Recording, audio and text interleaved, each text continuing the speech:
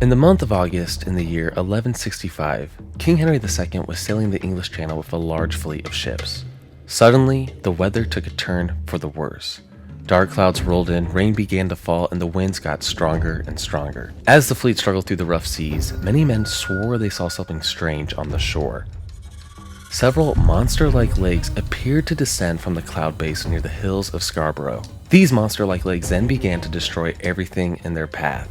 Cottages, monasteries were all turned to shreds by this horrifying sky monster. Many described the creature as a massive black horse in the clouds, stomping out anything on the ground. In fact, the monster was given the name the Accursed Horse. Finally, after several minutes of destruction, the horse leaped off the shoreline into the sea, where it eventually ascended back into the stormy clouds above. Back on the shore, the destruction was immense. Several hundred lives had been taken, and according to eyewitnesses, the sky monster left massive, permanent footprints on the shore. This event really did occur, with several historic documents referencing it. So what really happened? Was it a tornado? A group of tornadoes, perhaps? And this isn't the only sky creature in recorded history. What about the Christ Church dragon? What about the 1587 Augsburg, Germany dragon's tail? And what are some Native American legends tied to ancient tornadoes over the plains? Today, we're going to go over several historic sky creatures / monsters that may have actually been tornadoes or some other weather-like phenomena. Some of these stories have easy explanations, but many are still to this day shrouded in mystery.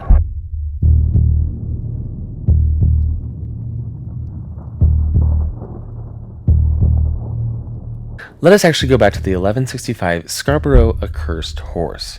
This event apparently really happened, with several historic documents referencing it. What likely happened is that these men witnessed a multi-vortex tornado. Perhaps they even witnessed triplet tornadoes in close proximity. A real natural phenomena that does occur on rare occasions. Look at this infamous image of the 1997 Gerald F5 tornado, the so-called dead man walking photo. By looking at this photo, we can get an idea of what these men may have witnessed back in 1165. In fact, I can see how these vortices may look similar to the legs of a sky creature horse thing. Back in 1165, these men had no idea what a tornado was, and they definitely did not know what a multi-vortex tornado was. I mean, we didn't even know about that until like the 1970s. So this, to them, was like a real monster. A sky creature attacking humanity from above. Oh my God. Another thing you might be wondering is, what's up with the footprints? This supposed accursed horse left footprints on the shore. Well, this is actually crazy, but Scarborough, England is known to have fossilized dinosaur footprints along the shore and in the wilderness. Like, look at these. These are real. And by the way, they didn't know dinosaurs existed back in medieval times, so it's possible that the footprints left by this sky monster were actually these dinosaur fossils. Now, I have said this before, I think I said it in my Tornadoes Are Scary video, but tornadoes really are the closest thing to like a real life monster. Like, they're like the one thing that I was told about when I was a child that ended up being a real thing. That sounds unbelievable. So like with ghosts, for example, when I was a kid, people are like, oh, that place is haunted. Ooh, and then I grew up and found out, wait a second, maybe ghosts aren't actually real. UFOs. When I was a kid, I was worried I was going to be abducted almost every night. And then I grew up and found out, well, hold on a second. Maybe some of this stuff isn't real. But tornadoes. Like, I wouldn't be surprised if I grew up and found out, hey, tornadoes aren't real. Like, we just made up that story. Because they sound ridiculous. They sound so mythical. They sound like real monsters. And honestly, is there really a difference between a sky monster and a tornado? Barely. I mean, they're both terrifying in appearance. They both destroy everything that they touch below. What's really the difference between a tornado and Cthulhu?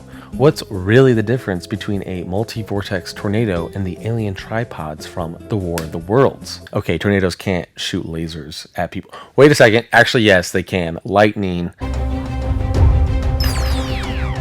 If tornadoes and monsters are essentially the same thing, what are some historic tornadoes that looked the most creature-like, the most horrifying and creepy? creepy. We already discussed the Dead Man Walking tornado that occurred in Gerald, Texas in 1997.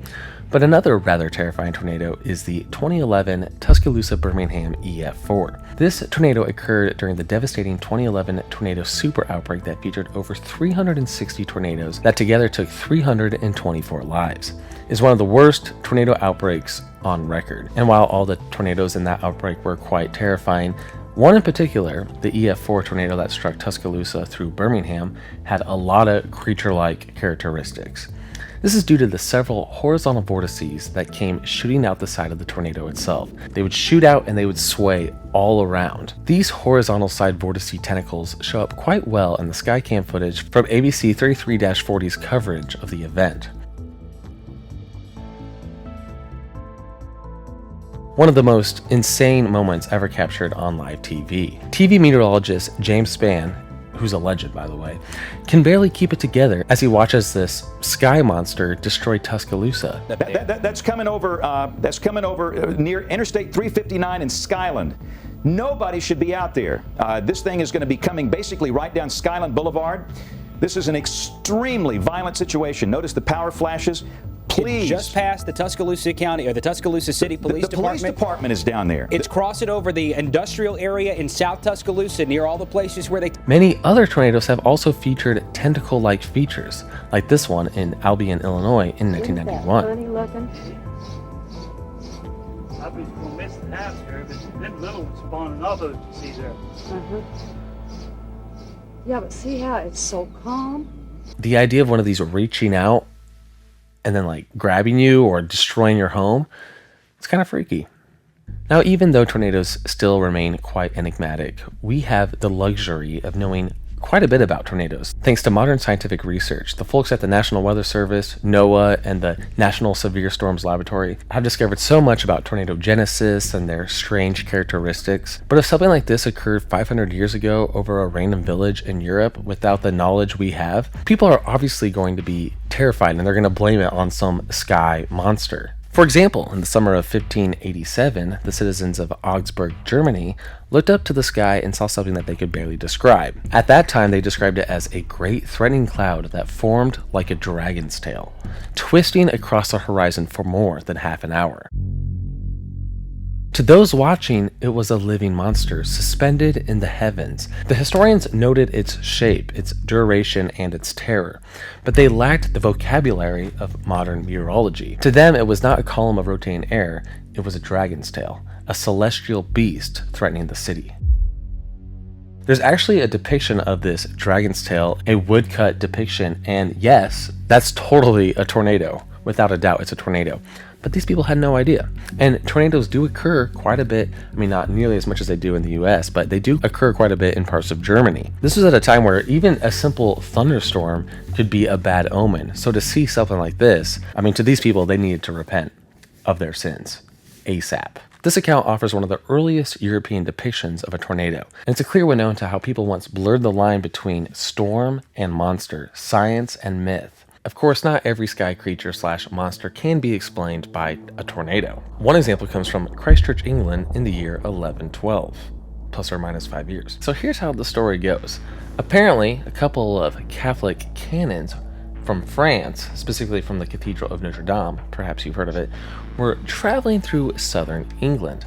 As they were traveling through southern England, it started to storm. It got really bad, there was flashes of lightning all around, the rain was pouring on them, and they needed a place to stay. They went to all the different inns in town, they went to all the hotels, and they were all booked because this was the Saturday after Pentecost. So there was a religious holiday, everyone was booked up. But then they were like, well, hold on a second, we're Catholic canons. Let's just stay at the Catholic Church. There's gotta be room on a pew or something somewhere. So they go to the Catholic Church, but they were turned away at the door. The priest at said Catholic Church was like, you're not staying here. He didn't trust them. He thought that they were going to steal something on an altar or something. So he said, nope, you can't stay at the Catholic Church. The canons were very upset. They didn't know where to stay. Thankfully, they did end up finding a merchant who owned a local business, and he was like, hey, you can stay at our tavern. It's fine. So they did find a place to stay eventually. As they were at that merchant's house, they decided to hold a little mass and to shun the Catholic Church that turned them away. You're like, okay, where's the sky monster? Okay, the next morning, they left the town. They left Christchurch. As they were traveling through the wilderness, suddenly some guy ran and caught up to them and was like, yo, there's a dragon over the town destroying everything. And the cans were like, what? Are you serious? So they came back to the town and they were shocked to see a 5-headed dragon-like creature flying above the town, destroying everything with fire, you know, the classic whatever, what's that called?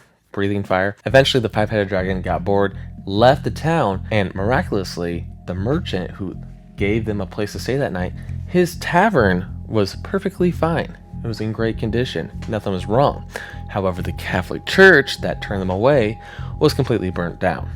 Anyway, this Christ Church dragon creature in the sky was kind of a big deal, actually. For centuries after the event, different people talked about how, oh, remember that one time this crazy monster dragon came to our town and destroyed everything? You guys remember that? They wrote it in manuscripts, in different literature. And if you look at actual church documents, there are things that say, hey, a church burnt down in Christchurch. It's hard to, a church burned down in Christchurch. We need to raise money. Like, there's actual evidence that they needed to raise money to rebuild a church. However, interestingly, a lot of these official Catholic historic, what am I thinking of? What's the word? Documents, I don't know what the word is, stated it burnt down due to lightning. Okay, so you have this situation where there's actual evidence that points towards some strange lightning event that burnt down a church, and then you have all these people that said a dragon came and blew up the town around the same time.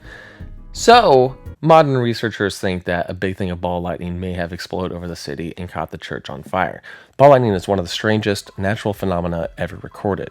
Unlike a normal bolt of lightning, which splits in the sky in an instant, ball lightning appears as glowing spheres of elongated shapes of plasma. They can hover, twist, or dart unexpectedly all around the air, sometimes glowing red or orange like fire, and sometimes crackling white-blue like a living flame. We know of a famous case a few hundred years later, in 1638, in Widecombe in the Moor in Devon, England.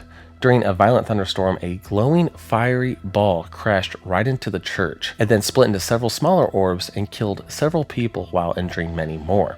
The survivors described it in many ways that sound eerily similar to the Christ Church dragon: blazing lights, serpent-like motions, and a terrifying sense of the supernatural. My personal theory was that it was just a normal lightning strike that caught the church on fire, but since, you know those crawlers, those like lightning crawlers that like branch out like crazy and they look insane above you in the sky, I'm thinking it was just a crazy lightning storm, and a lot of people saw flashes of lightning and they thought, oh, there's a monster in the sky. I don't know. People, it's the Middle Ages, people. Like they don't know. I mean, they're afraid of everything. Can you guys see this? I'm at the other way. Of course, we cannot forget about Native American myths and legends. I mean, Europe, the weather in Europe is nothing compared to North America. No offense, people in Europe. But you guys don't get hurricanes. You guys don't get tornadoes. You guys don't get dust storms. You guys don't, I mean, what do you get? Rainy, overcast days. I love Europe. I've never been. Okay, anyway. Sorry, I don't mean to like upset half of my audience here. I've heard great things about Europe. Anyway, the plains, North America, has some pretty insane weather, and the natives have lived there for a long time. So surely they have some strange myths that involve sky creatures, sky monsters associated with tornadoes and other weather phenomena. And they definitely do. One example being the Dagwanaweant. I think I pronounced that correctly. Dagwanaweant. Also known as the Daughter of the Wind. Also known as the Wind Witch. That's spooky, Wind Witch. Can you imagine being a little kid in like a Native American tribe and be like, go to bed, the Wind Witch might come out tonight. That's scary.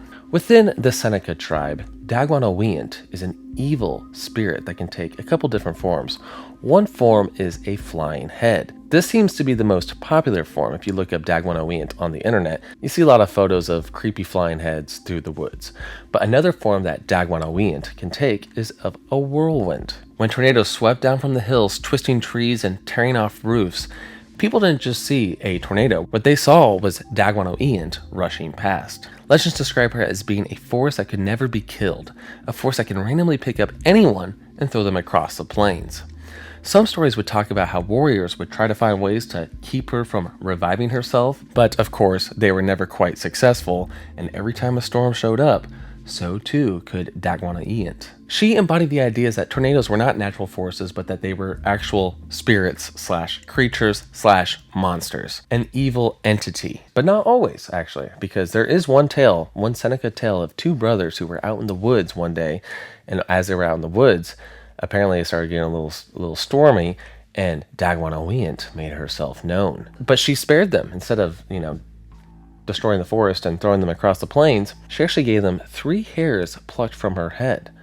And then she was like, yo, if you ever need rain or anything like that, just drag these hairs in the mud, and then I'll summon some rain for you. So that's pretty helpful. Scholars see Dagwana as part of a broader pattern in indigenous North American traditions, where tornadoes and whirlwinds are personified as spirits that not only carry the destructive force of the sky, but also carry knowledge and cultural meaning. Dagwana stands at the crossroads of meteorology and mythology, an ancient attempt to grapple with the terror of a tornado. She shows us how people can transform the violence of the wind into a mythical sky creature. I think the idea of a tornado sky creature would make a really good movie. You know what I mean? Like, it's a tornado movie, but like it's also like it's more than a tornado, it's like a sky monster. Make it like a tornado that like purposely chases like an individual, like the star of the movie. Get like Brad Pitt or something in on that, you know what I'm talking about? This just in. We have reports of a large tornado just west of Los Angeles. However, this isn't your typical tornado.